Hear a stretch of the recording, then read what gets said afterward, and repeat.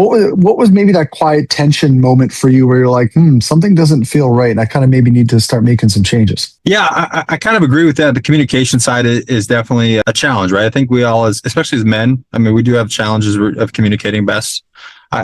We try to keep things on our chest and inside and on our shoulders, where we don't let it bother us, and we don't let it out either sometimes. And I think that's always a struggle for men. I think the change for me has been where I've learned to understand that I have to let my feelings out. I have to let myself speak my mind, whether that's through a therapy, whether that's through a coach, whether that's through talking to friends and family and just different acquaintances. I think you have to talk to people. You can't leave it all in. And I think that's because communication is a big struggle for us in, as a society. I think not just in men's side, but as a society, I think we all struggle to communicate. And I relate to this. You act out by behaviors, right? And I was just reading this, like as a child, sometimes you don't know how to communicate. So you just act out with a different behavior.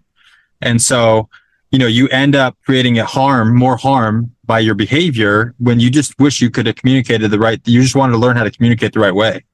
And so communication is a big thing where, you always have to continue learning how to communicate. Yes, we learn how to speak language, right? But we don't know how to say the right things. Instead of saying, I saw this, a clip where you don't want to tell your child that you're proud of them, because that's more serotonin, right? That's more serotonin level for them. You want to make sure they're proud of themselves.